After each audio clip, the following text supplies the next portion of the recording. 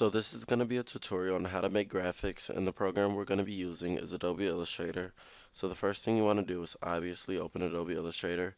You would want to go to File and go to New. Wait for this screen to pop up. It's titled New Document, and you would want to name your new document. I'm just going to name it Final Exam Tutorial.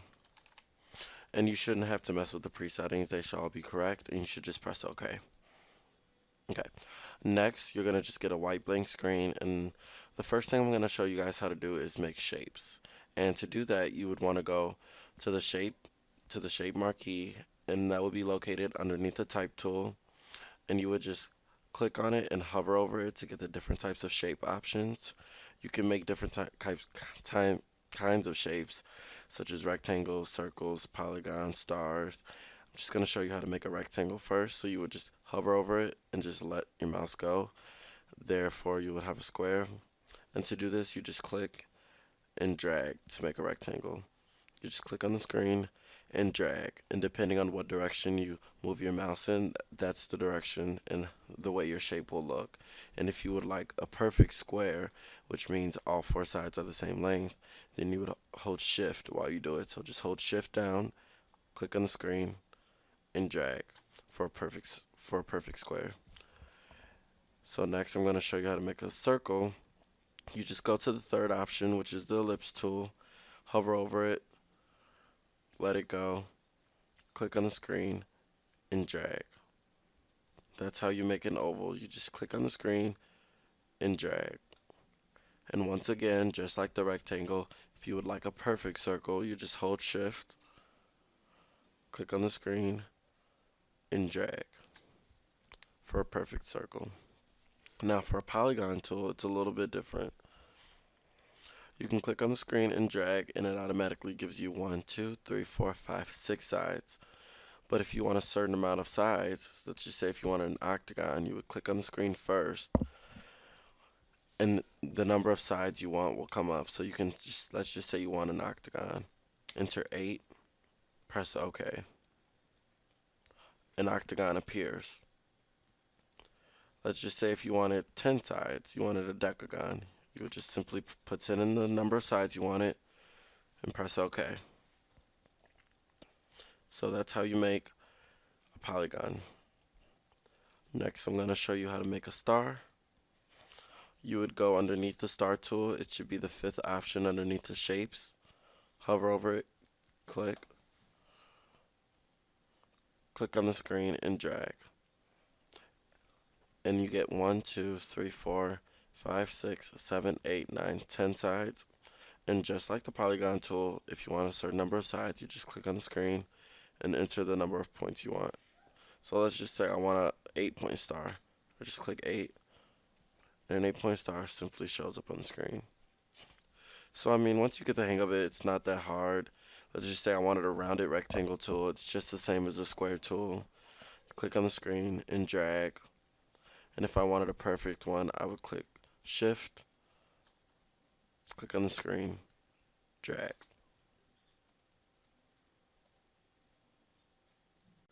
So the next step I'm going to show you guys is how to fill the shapes with color. So let's just say I wanted a blue square instead of a white square with just a plain black outlining. That could get kind of boring.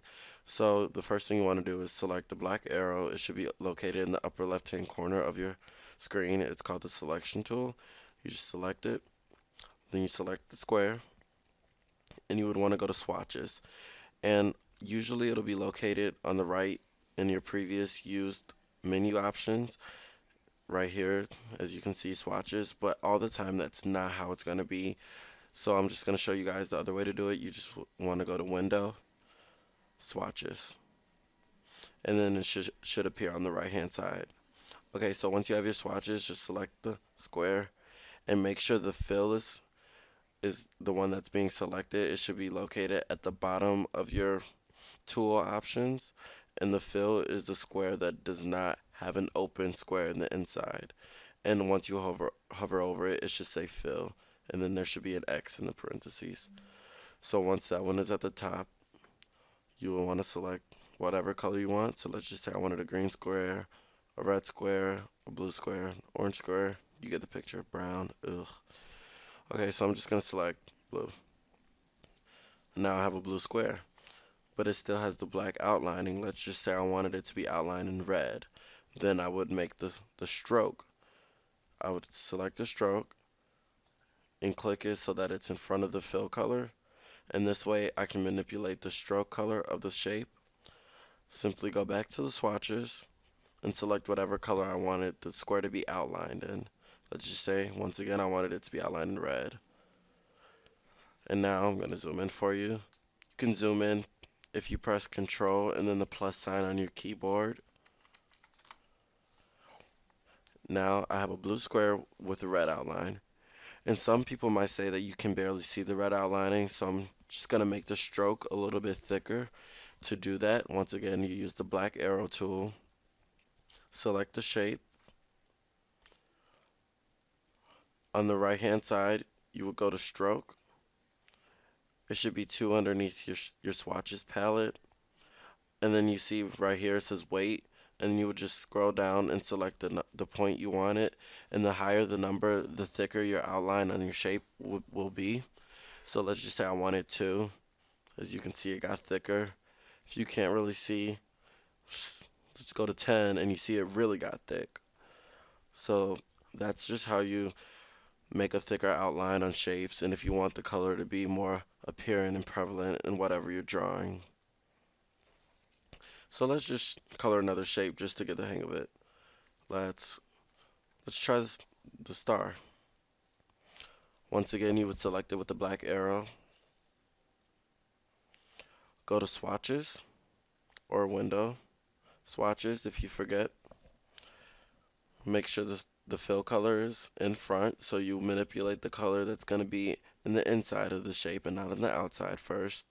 I just like to do it on the inside and then the outside. It just keeps everything in order for me. Go to swatches. Let's just say this time I wanted a green square. I would select the green, the shade of green I want. I like this one. And let's just say I wanted it to have an orange stroke instead of a plain white black one.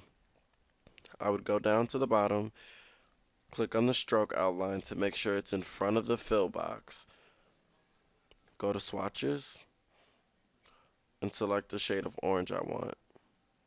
Once again, you can barely see it. You can see it a little bit, but what if I wanted it a little thicker? I would select it with a black arrow again. Go to stroke. Click on the weight and select whatever weight I want it. And once again, if you don't have the stroke option on the side, you can always go to window, stroke to get the stroke weight that you want if you don't have those options on the side. Coloring shapes can make everything more fun instead of just having all plain white shapes. And if you want to color multiple shapes at once, the same color, you can do so just by once again selecting the black arrow. Simply selecting all the shapes, going to the swatches palette, and clicking whatever color you want it to be outlined in. Go to window, stroke, to make the stroke weight thicker. Let's just say I wanted it at 8 points. And to fill the color, something's funky going on.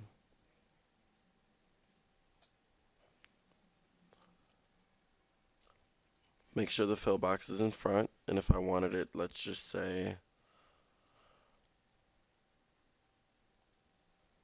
brown. That's how you do that. So the next thing I'm going to show you guys is how to fill the shape with color without having to go through the process of creating the shape and filling it with a swatch all over again. This will be the quick way to do it. You just select the black arrow tool once again, and let's just say I wanted this rounded rectangle to be the same color as this star, but I did not want to go through the process of going to window, swatches, making the fill color the same, making the stroke color the same. So you would just delete everything else just to make it less busy. Select it, press delete on your keyboard. Just gonna click and drag this in this square. Zoom in. So I'm just going to select the rounded rectangle tool with the black arrow. Go down until you see the eyedropper tool. It's kind of like the thing you use in science class. You hover, and if you hover over it, it'll also say eyedropper tool. You just click that, and now whatever you select, this shape will now turn that color, both stroke and fill.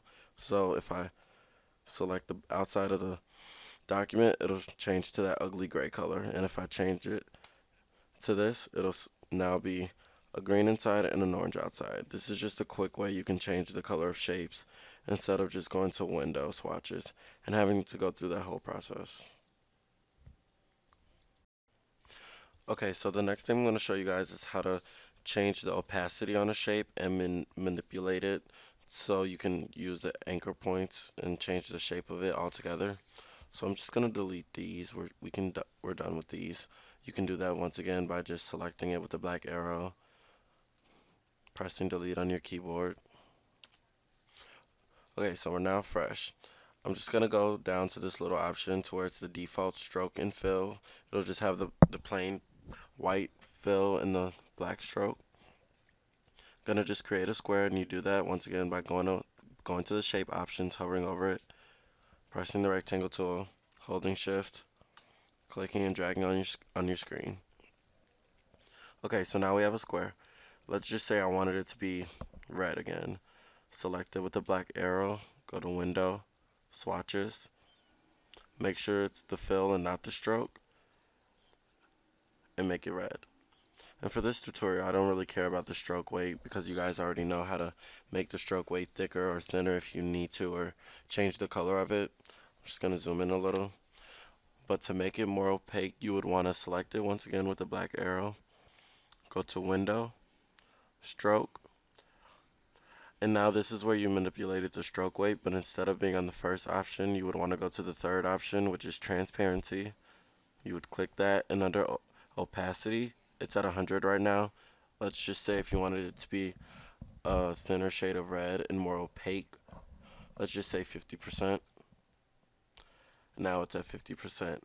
It's a little more see-through, if you will.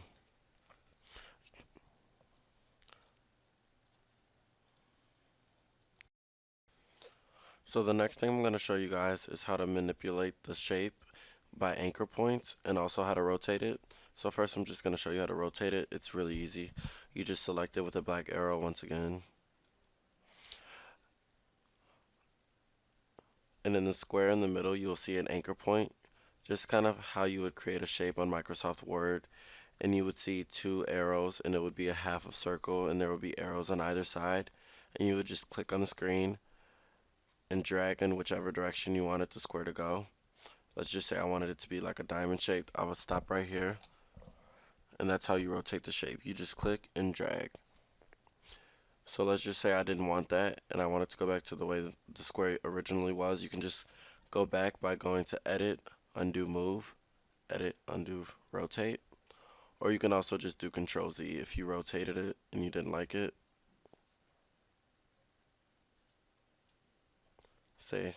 Let's say I moved it over there and I wanted it to be back over here. Just Control Z and it'll simply undo your move. Okay, so that's how to rotate and undo moves. Next, if I wanted to manipulate an anchor point, I would go right next to the black selection tool to the white arrow, and it's called the direct selection tool. You would just click on that and hover over the square's anchor points, or you can go to the corners and you would see a white square with a blue outline. You can just simply click on that and drag to whatever direction you want it to go in. Let's just say I wanted it to be over here, and it would move. So now you have this arrow kind of shape. And you can do that once again, and you can select different anchor points. Just click and drag, and it will manipulate the shape. As you can see, it no longer looks like a square, but if you wanted it to look like a square again, you could just Control Z, and you have it. And if you wanted it to do that again, but in a different corner, just go to the white direct selection tool, click it, hover over the corners of the square until you see the white square with the blue outlining, click, and drag the square and drag the corner in the direction you would like it to go. And if you didn't like it, just Control Z and start again. Okay, so the next thing I'm going to show you guys is how to get more swatches other than the basic ones right here. You'd want to go to Window, and instead of going to Swatches, you would want to click on the black arrow and continue to scroll down. Go to Swatch Libraries, hover over it, Color Books, hover over it, and go to DIC Color Guide. And this way you have tons and tons and tons of colors to choose from. And you won't always be stuck with these basic colors over here because, you know, we're not basic. We're not yearbook. Next, I'm going to show you how to make a shape bigger, and you can do that by selecting the shape with the black arrow tool. Going to the scale tool, it's two beneath the shape tool. Click on it, double click on it. And in order to make the shape bigger, you would have to make this uniform percentage over 100%. So let's just say I want it, you can at least do 101. Press OK.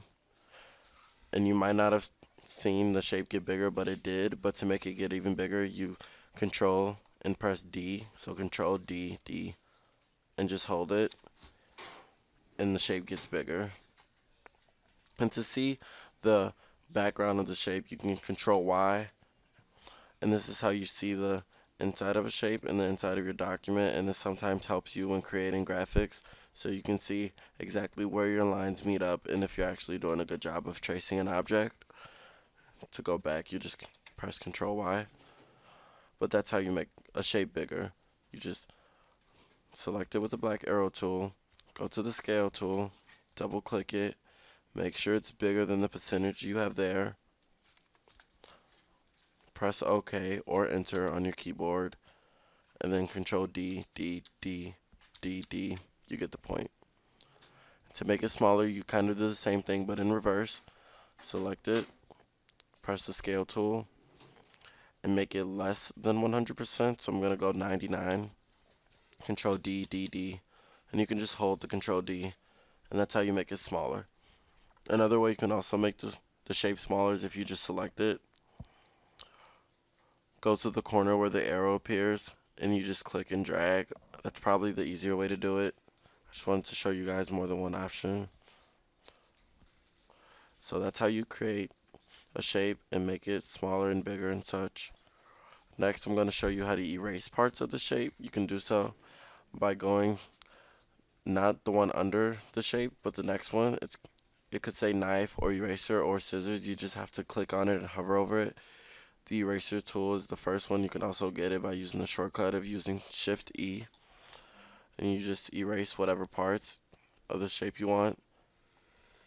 And then you have like a cool little thing there. But if you don't want it, once again, you can just go to Edit, Undo Eraser, or just simply hit Control Z. And if you would like to slice through the shape, once again, hover over it, go to the knife selection tool. And one thing about this, when you're slicing it, you have to make sure you start outside and end outside of the shape, as such. And now, these are two separate shapes. If you want them together again, you go Control Z. And this will not work if you do not start outside of the shape and end outside of the shape. So if I start inside of the shape and go outside, it won't work. It will still just be one shape. So just make sure you start outside and end outside in order for the shape to actually be sliced. So the next tutorial I'm going to show you guys is how to actually create a graphic with a shape. So I'm just going to delete all of this, hover over it, press delete, and I'm going to go and get an image that I want to copy, create a new tab. So let's just say I want to get cat drawings because as everyone knows, I'm the biggest cat fan out there. Go to images, just search for which cat you want to trace. Let's see, I think this one's pretty cute. So if you want to do that, usually copying and pasting it won't work because it'll just copy the link into your Illustrator file. So I'm just going to save it to my desktop. Go to File, Save to my desktop. Name it as Final Exam Cat Picture. Save.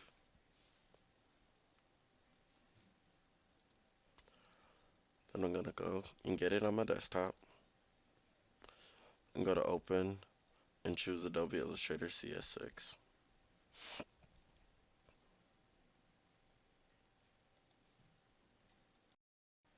Okay, so now I have the cat and I'm all ready to trace it. And you do so by using the pen tool. It's going to be two under the black selection arrow. If you hover over it, it'll say pen tool. This is the tool I practically use everything I've ever traced a graphic with. So basically, the key to making graphics is tracing. That's what I always do, and that's what I always will do. And just like making shapes, it's always going to be clicking and dragging, and to make sure that it's fitting the shape that you're trying to trace. So the first thing I want to make sure you guys know is that when you want to trace a shape, that it should not have a fill, because having a white fill could distract you from actually seeing the outline of the graphic you want to trace. But it should also have a black stroke right here so that you can also see the outline of the object you're trying to trace. So once you have the pen tool, I think this is a good place to start. You would just simply click and a blue period comes up. That means that you've started your drawing and all you have to do is drag to create a new line. So some people might go right here and all you do is click and drag to form it around the ear. And let's just say I want to go down here. You would click and drag. And in whatever direction you drag, this is the way the arrow is going to go. So just drag it so where it fits the ear. And it does not have to be perfect. It just has to be the general area of it. And you can see how your work is doing by deselecting it and going Control Y. This shows just what you're doing and it gets rid of the image that you got off the internet, so you can see if you're tracing it good, if you're tracing it horribly, and how your progress is coming along. And you just go back by also pressing Control Y. Go back to the pen tool.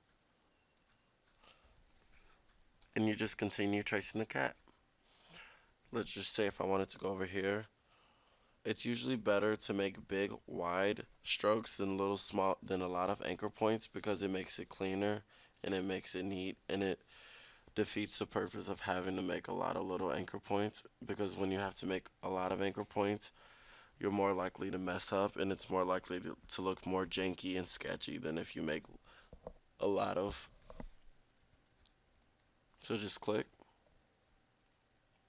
and drag to where it's fitting the outline of the black,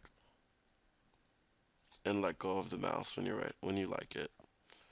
To see how your progress is coming along, once again you just Control Y and you see it looks fine. Now let's just say I want to go around this part. Let's just say I want to go right here. Just click and drag down. And as you can see, if I drag up, it goes the opposite way. So just click and drag down.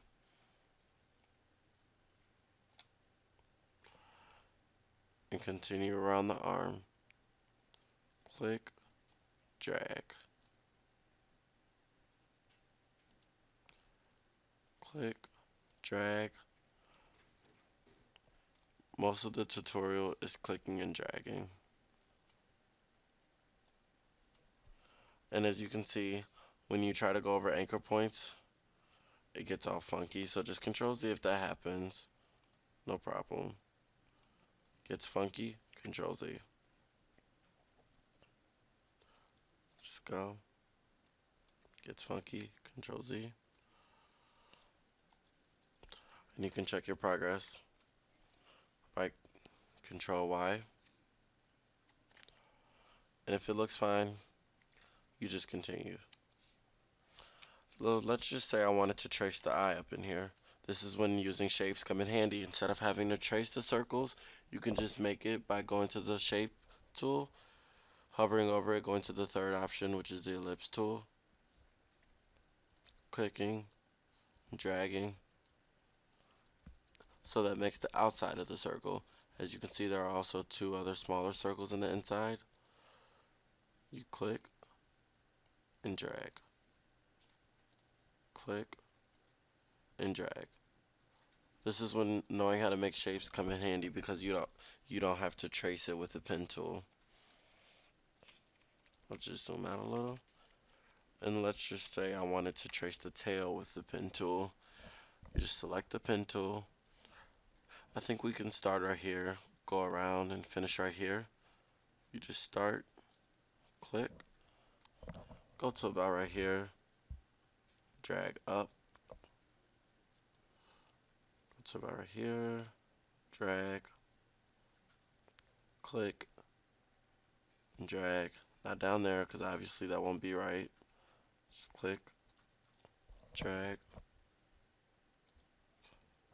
and you'll get the hang of it. Once you start making more and more graphics, this will come easily. It might seem complicated right now, but once you start clicking and dragging, you're not going to want to stop, trust me. And then you can just connect it by clicking the first point you started off with. And now this is a shape, so you can move it apart from the rest of the image. And you can actually fill it with color. Let's just say I wanted it to be, go to Window, Swatch Libraries, Color Books. Let's just say I wanted it to be a random green color as an outline, and I wanted the fill to be a yellowish color. I can do that. But I don't, so I'm just going to Control Z.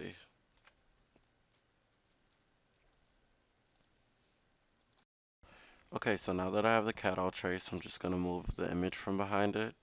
So just do that by selecting the image, moving it. I'm just going to zoom out a little. And as you can see, the cat is about the same. And one thing I always make sure is that I select the image that I traced, and I go over here and click the default fill and stroke so that it's a white fill and a black stroke. But then I make the fill none, and you do that by selecting the none. It's going to be the third one to the right, and it's going to have a red slash. That just makes sure that all of it is black and it does not have a fill.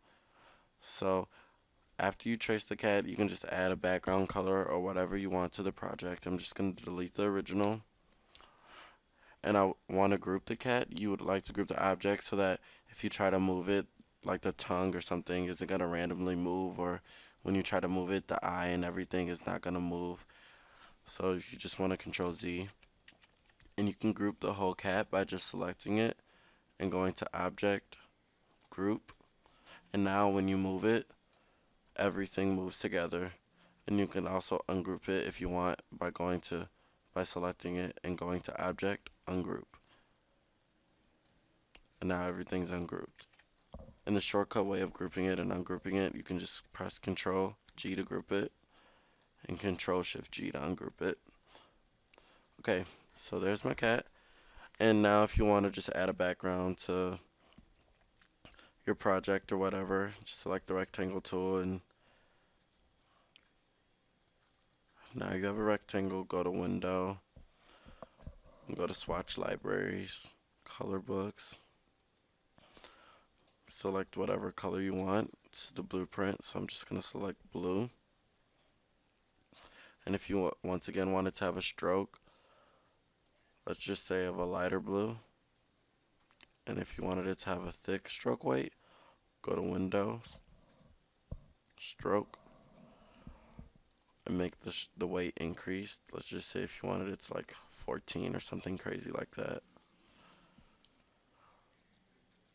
And now it's going to be outside of the black project box. So what you want to do is make the square a little bit smaller. And what you do is just click and drag it so that it fits in the box.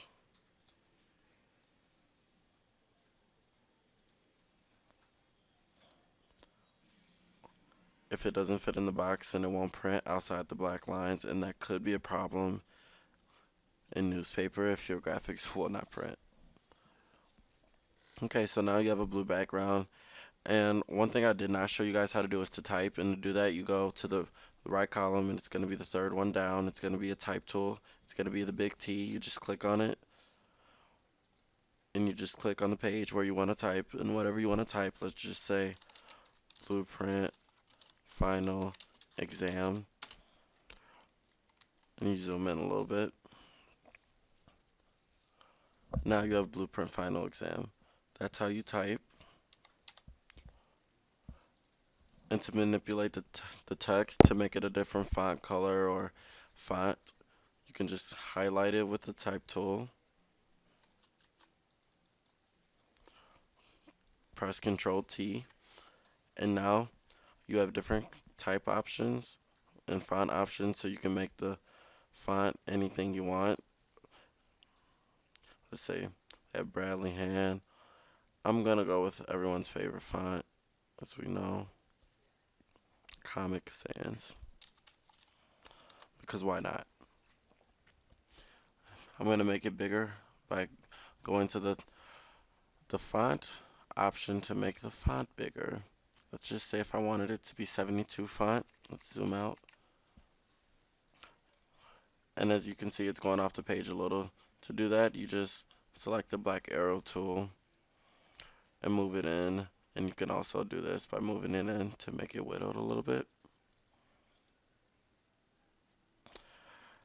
And to make the font a different color, you highlight it. Just say go to Swatches, Swatch Libraries, Color Books. And you can make the outside like a yellow.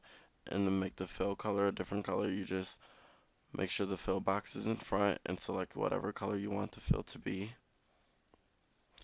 And there you have it, a different color. And now I'm just going to move my cat. And now, uh-oh, where did it go? Just Control Z, don't panic. What you want to do is before you put it on the black square, the cat's going behind the image. You just want to bring that up front so you can actually see the cat. Go to Object, Arrange, Bring to Front. And now when you put the image on there, the cat appears. To make the cat a different stroke color, because it's kind of hard to see it in this black, make sure the stroke is in front. Go to Window, Swatch Libraries, Color Books, DIC Color Guide. And you can make the cat whatever color you want. Just make it pink, because why not?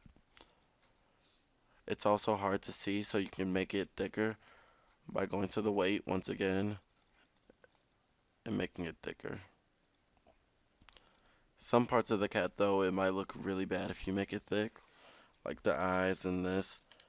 So you just have to find the right thickness that you want your cat to look like, or it might not look right. And to type more, you just click on the page and just type whatever you want, like, okay, great.